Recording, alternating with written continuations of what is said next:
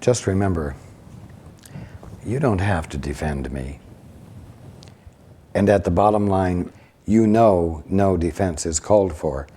But I understand the feeling that you feel when what others say misrepresents what you know about me.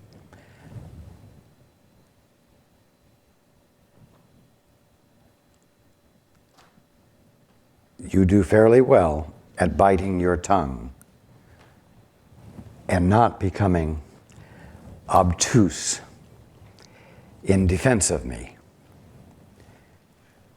I encourage you, when you see the disparity between the way others think and feel about me and the way you do, I encourage you not to become defensive and not to set out to correct their false perception, but rather find gentle ways to share what your experience of me is. Not to sway them, not to change them, but to let there be a voice in the wilderness, if you will, expressing a different point of view so that these others might have the opportunity to abandon their point of view.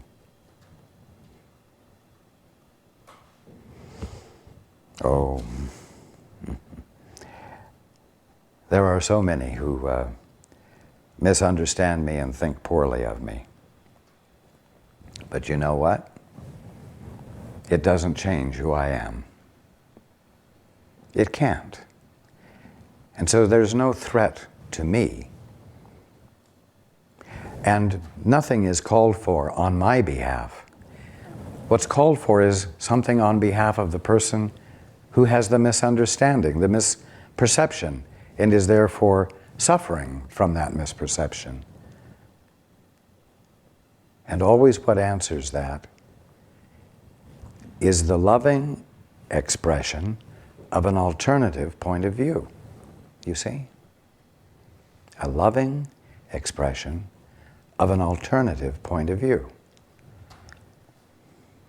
I love you. Okay. We have a question from Veronica Torres. She says, "Hello, Raj. Thank you for allowing us to ask our questions this way. My question has to do with the next phase of my life. I feel that these past couple of years have been a gathering of tools, skills." I'm going to interrupt right there. The next phase of your life. Your life doesn't occur in phases. And I encourage you not to think in those terms.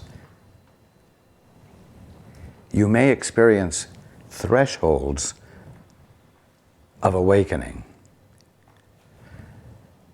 But please don't think in terms of phases in your life.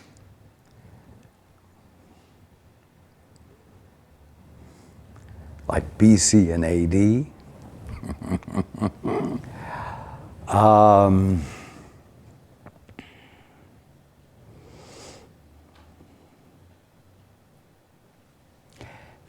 Your being and your experience of being are, as we've been talking about in the Course in Miracles study group, is a singularity. It's an indivisible wholeness.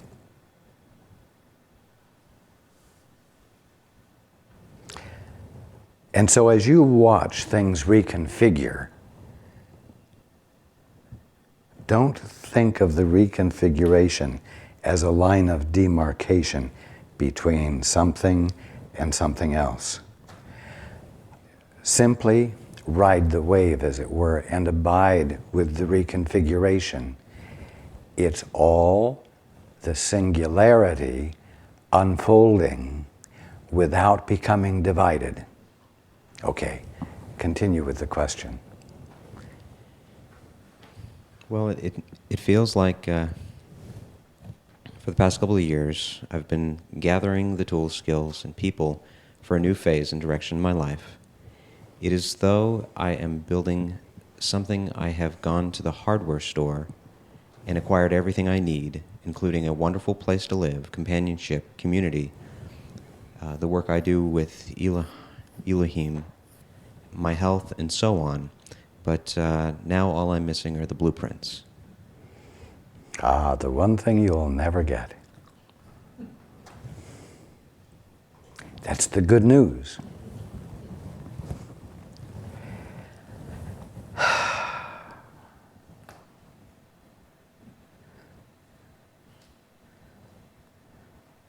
You've seen the picture of me on the mountain in Rio de Janeiro, arms outstretched, standing at the pinnacle, overlooking vast amount of space.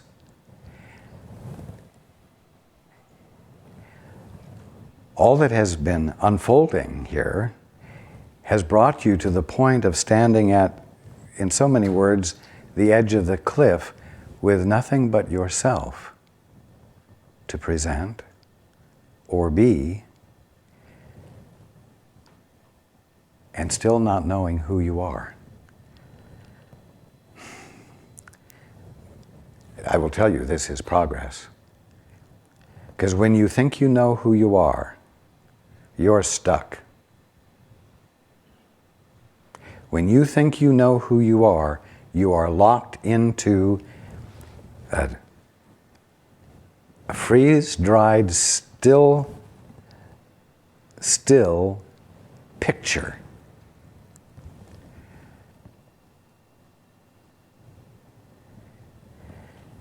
Now,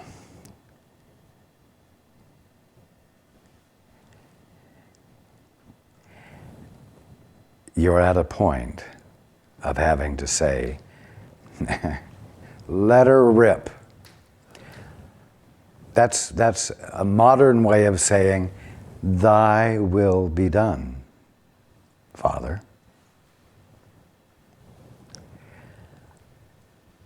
I refuse to have plans.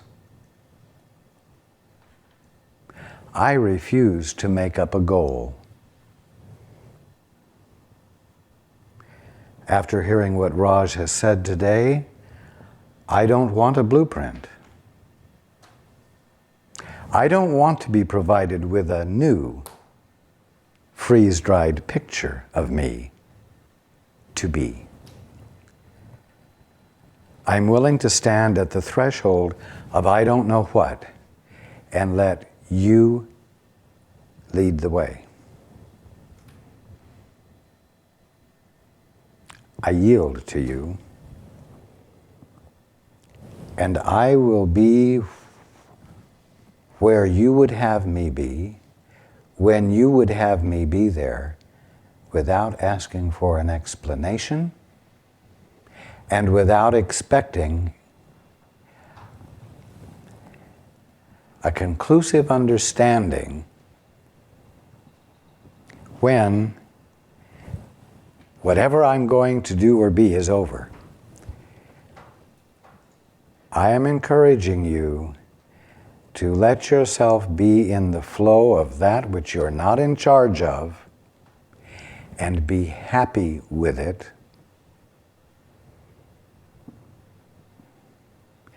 without ever having to have an explanation or an understanding of why you've been being it.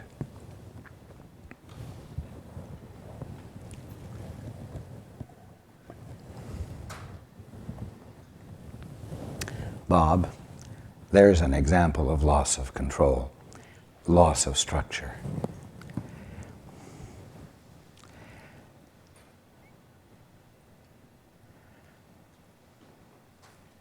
Veronica, you would be where you would have your Father be you. That's your desire.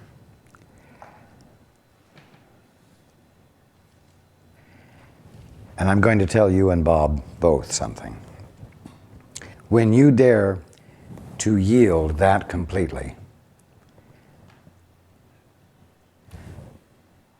your life will not lose definition. It will take on new definition. And it will be an always moving definition.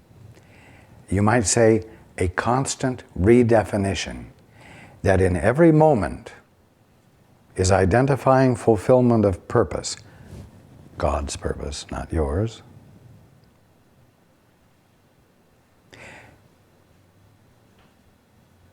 And as long as you don't take what unfolds as something for you to accumulate and put into your memory banks for future use, you will find yourself always standing in the instant of conscious awareness, of conscious being, with an unerring ability to be perfectly appropriate. An agent for change, if you will. Others might give you that freeze-dried definition, you see. In other words, not only will your life take on more perfect definition, more meaningful definition, your every action will be contributive to the awakening of the whole and the transformation of the human experience on your planet. But it won't be because you got a blueprint for how to change things on your planet.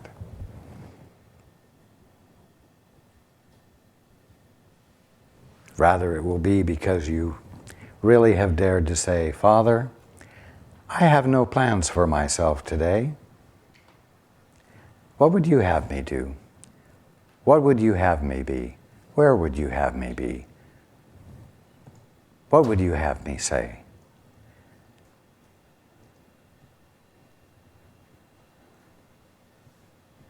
That's another way of turning toward the altar, which is nothing more than your right mind, the abode of the Holy Spirit, which is nothing more than your right mind. It is the way you come back into alignment with you. But understand, there is no blueprint to creation. God has no blueprint to creation. God does not use blueprints in the act of creation.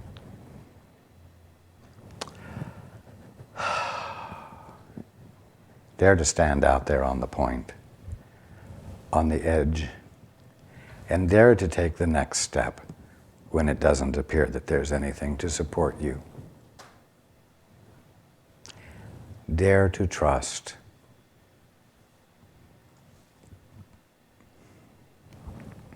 And again, don't waste your time looking for blueprints. Oh, there was a movie called Batteries Not Included. Right on your refrigerator door. Blueprints not included. Just to remind you to stop looking for them. Okay.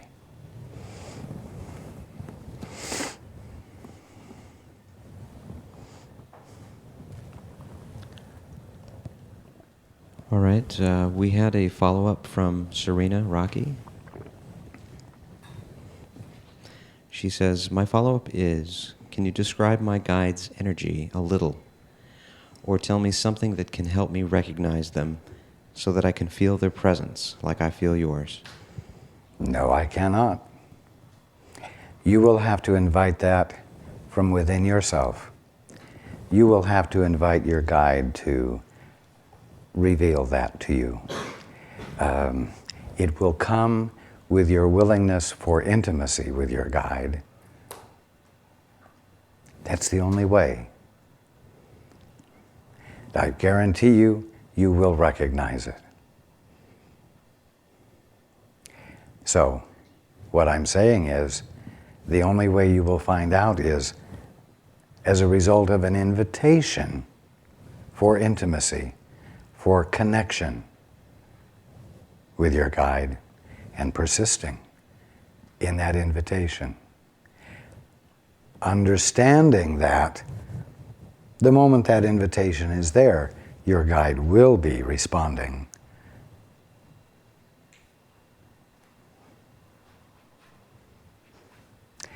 The key word for Bob, for you, in connecting with guidance is let. Let. Allow. You can't force or enforce. You can't twist your guide's arm. You must let. Okay.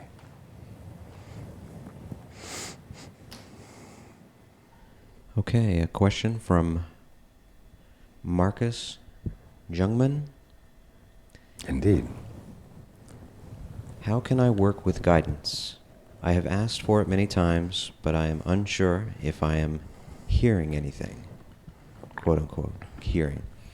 What kind of perception would you advise me to be perceptive to? And what am I doing right?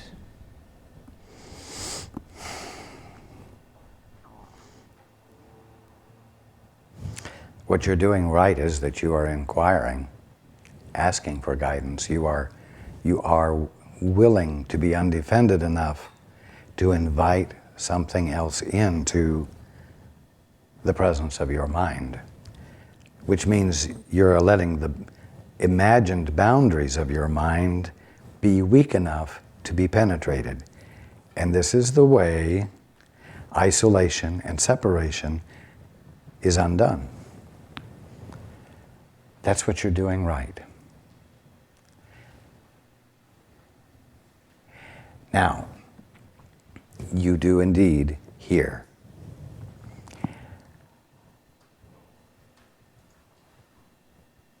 And all that's needed is practice, which in this case doesn't mean effort, but it means specifically allowing the communion to occur with frequency, if not once a day, or let's put it this way, if not many times a day, at least once a day, where you sit down for a given period of time, 20 minutes, a half an hour, where you insist upon not requiring yourself to attend to anything else for that given period of time, whether you hear anything or not. And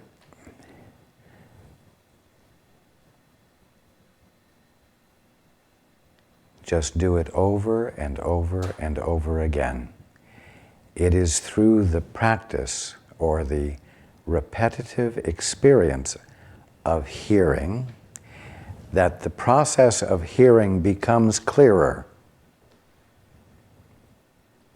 And if I may put it this way, the precision or accuracy of your hearing improves. You are moving into unknown territory and apparently, to the ego, unreasonable activity. And so you're having to get past your disbelief. And that only happens through repetitively engaging in listening and hearing. Now, as you do it, you will begin to recognize what I can only call a tone. Some might call it an energy, but I'm going to call it a tone, a feel that's always associated with the communion. Again, that's something that emerges out of the noise of your mind, the background noise of your mind, as you persist in listening and hearing repetitively. That will begin to provide you with a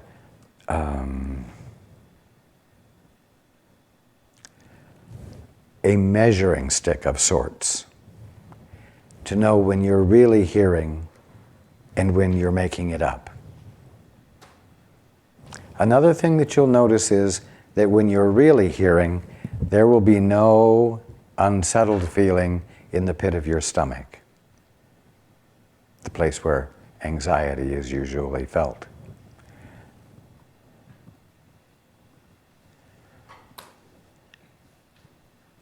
Again, as I asked Bob, what better thing do you have to do than to persist in this? If indeed it is the one thing that will contribute most significantly to your awakening, and everything else that you've been doing hasn't. Gentle patience, it's something that most all of you have a little of. Instant gratification is the byword of the day. And you know what? Instant gratification doesn't develop the element of sincerity.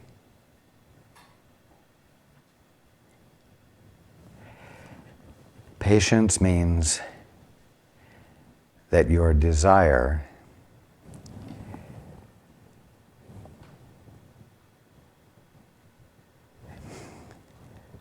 because of its persistence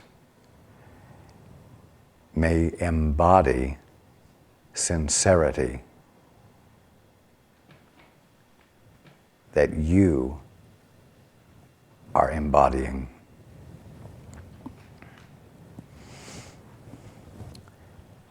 And when sincerity begins to be embodied in you, that's when the intimacy of communion can occur. That's when you bring your energy consciously into a form of expression which isn't intellectual, but is involving. It's an important point to remember, an important point to contemplate. Most of the time, your good doesn't happen to you because involvement doesn't occur, because sincerity isn't really brought into play. Usually, one has a desire, and if it's not instantly gratified, one abandons the desire and immediately engages in reaction, self-righteousness. You see, desire and sincerity fly out the window. I want it now. I didn't get it now. It's so-and-so's problem. They should have responded. Or, I didn't do it right. Man, I've got to figure out how to do this better. Reaction, reaction. And where's the desire? And where is sincerity? And where is the commitment of you to the process, where you become involved with sincerity relative to the desire, the fulfillment of the desire? So, you're doing well. All that's necessary is for you to persist. Okay. Is it okay for Marcus to ask a second question? An unrelated question. It's more of a personal question. We will, Yes, input it. We will go on to another question of someone else's and then come back. Okay.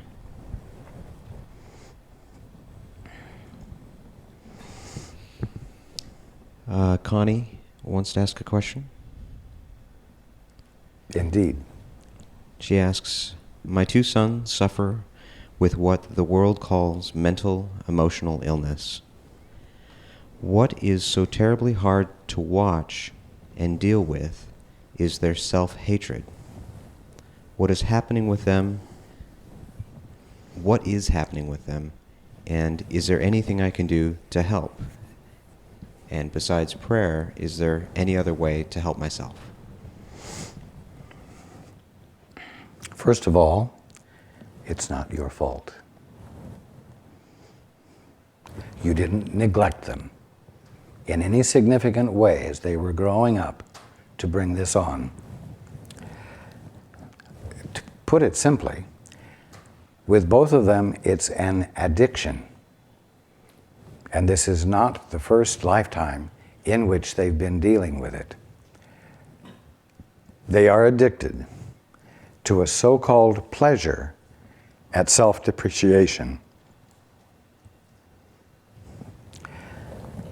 You could call it the ultimate form or manifestation of the intent to be something independently, perfectly, flawlessly. It's impossible what's being attempted.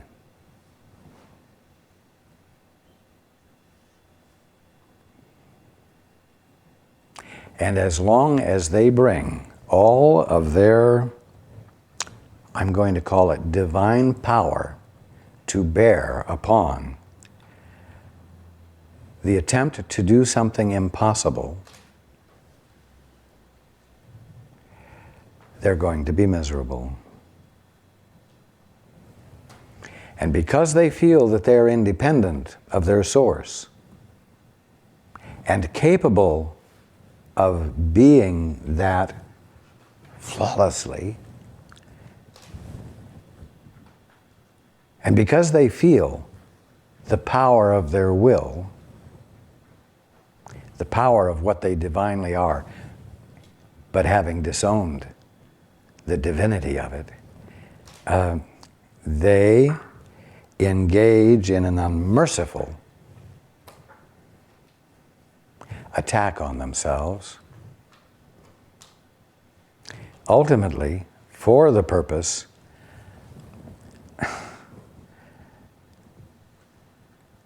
of giving themselves the motivation that it will take to actually succeed at perfecting themselves. Now, you can't do anything about this except that you can be glad that they're failing.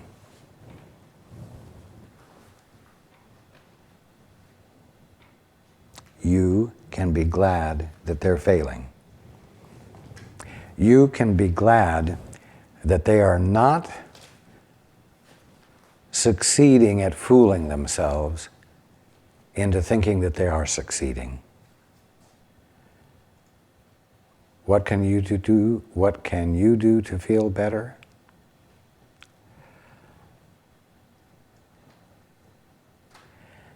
You can dare to recognize that you can do nothing to overcome their free will.